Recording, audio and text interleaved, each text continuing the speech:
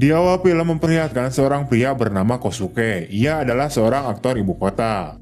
Namun saat ini ia sengaja pindah dari kota Tokyo ke pedalaman hutan untuk mendapatkan sebuah ketenangan jiwanya. Saat itu, ia terlihat sedang membawa gerobaknya dan tanpa sengaja ia menemukan sebuah kursi di jalanan dan langsung membawanya untuk pulang. Sesampainya di tepi pantai, Kosuke terlihat sedang membaca sebuah buku. Namun lagi santuy-santuйnya membaca, tiba-tiba saja datang seorang betina yang agak kurang waras dengan sepeda ontelnya.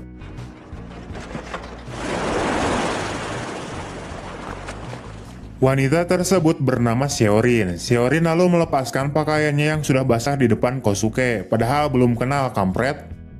Kosuke kemudian bertanya kepada Seorin, apakah kamu punya tempat tinggal? Namun tiba-tiba saja Seorin mengatakan, aku ingin menginap karena tidak punya tempat tinggal. Mendengar hal itu, Kosuke kemudian meninggalkan Seorin, sebab ia mengira bahwa Seorin adalah wanita yang kurang waras. Dan judul pembukaan film pun dimulai. Kisah kemudian berlanjut saat Kosuke sedang membawa gerobaknya. Namun dari arah belakang, Seorin malah terus-terusan mengejar Kosuke. Bukan hanya mengejar saja, Seorin juga menaiki gerobak dan punggungnya Kosuke. Sementara itu, Kosuke yang berpikir Seorin gak ada halak, ia kemudian mengeluarkan jurus smackdown-nya dan bergegas pergi meninggalkan Seorin yang udah terkapar di tanah. Namun lagi-lagi Seorin terus-terusan saja mengejar Kosuke. Singkatnya, mereka berdua sampai di sebuah gubuk miliknya si Kosuke. Seorin tampak senang dengan bentuk rumahnya Kosuke, akan tetapi Kosuke tidak suka ada wanita di dekatnya untuk saat ini. Ia kemudian mencoba kembali untuk mengusir Seorin. Namun Seorin ini malah meremas mentimun miliknya si Kosuke. Sebab hal itulah membuat Kosuke semakin kesal dan mengatakan Seorin seperti anjing liar yang haus akan belayan. Kosuke kemudian mengambil sebuah roti dan melemparkannya ke tanah. Di sini ia bermaksud untuk memberi Seorin makan. Seorin pun mengambilnya dan memperingatkan bahwa Kosuke tidak akan lolos darinya.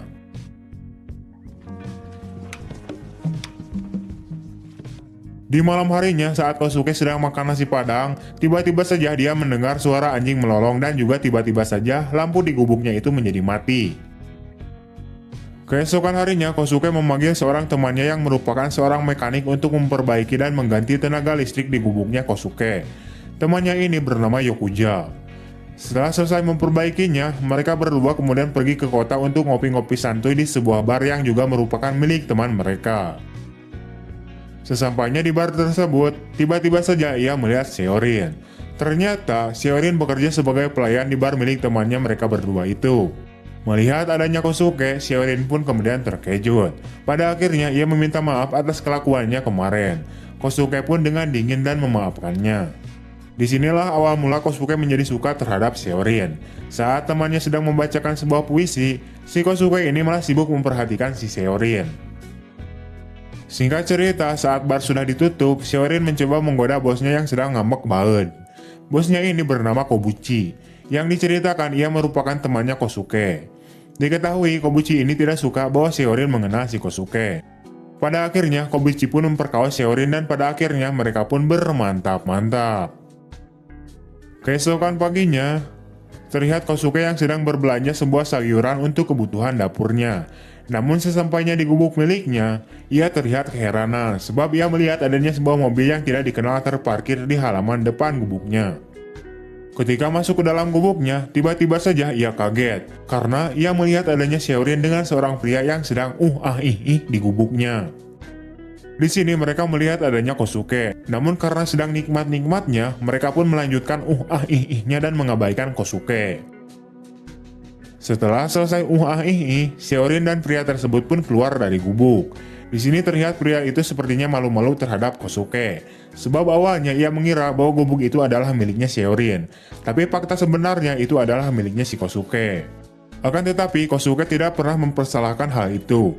Ia mencoba bersikap lembut terhadap mereka berdua dan memberikan mereka masing-masing secangkir kopi. Ya biar jaga-jaga aja gitu Wak, soalnya mereka kan habis olahraga. Mulai dari sinilah Seorin selalu mengganggu kehidupannya Kosuke. Singkatnya, pada malam hari, tepatnya saat Kosuke sedang bobo ganteng, tiba-tiba saja dia terbangun karena ada sebuah ponsel berbunyi tanda panggilan masuk. Diketahui ponsel tersebut adalah miliknya si pria tadi siang yang tertinggal di gubuknya Kosuke. Saat Kosuke mengangkat teleponnya, tiba-tiba saja terdengar suara yang berasal dari Seorin. Setelah itu, Seorin kemudian berkata, kalau Kosuke ingin dengan dirinya, maka Kosuke tinggal bilang saja, mau kapan saja dan di mana saja. Kesal karena bobo gantengnya telah diganggu, ia kemudian keluar dan melemparkan ponsel tersebut ke dalam hutan. Keesokan paginya terlihat Kosuke yang sedang macul di buruan gubuknya. Tak lama kemudian Seorin datang yang bermaksud untuk mengambil HP si cowok yang kemarin tertinggal di gubuknya Kosuke. Namun Kosuke mengatakan bahwa ponselnya telah dibuang.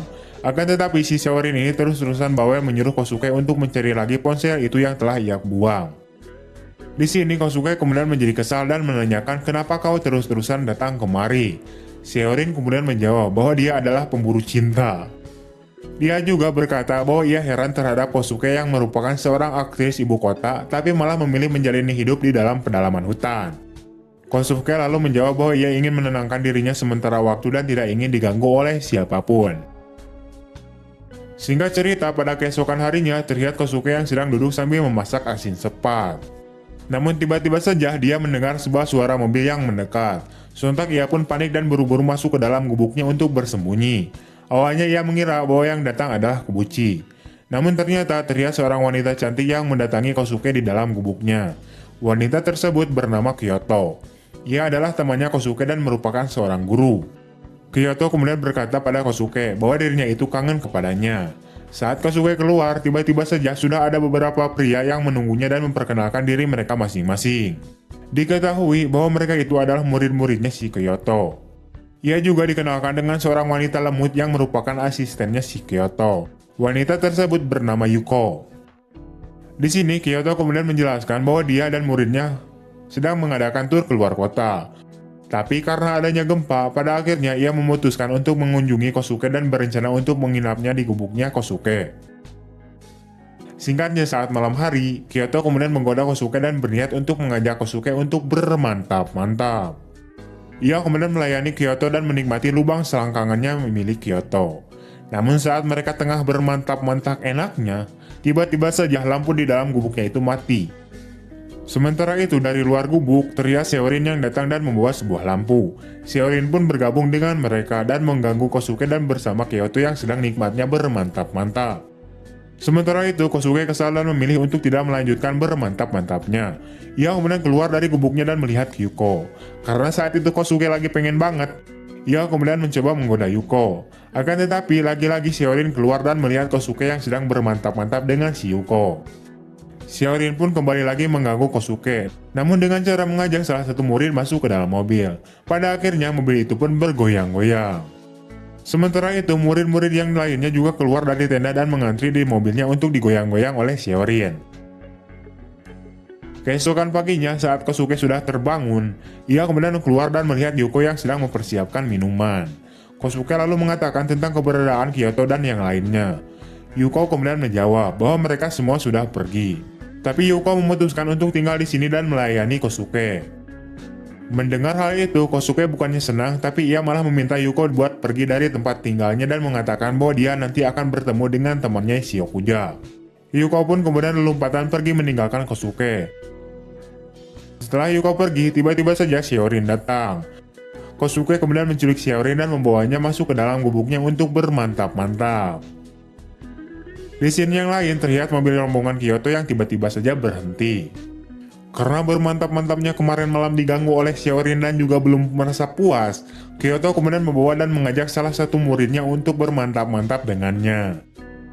Beralih ke scene yang lain, Yuko terlihat sedang berjalan dan tanpa sengaja ia bertemu dengan Yokuja yang sedang ngompol.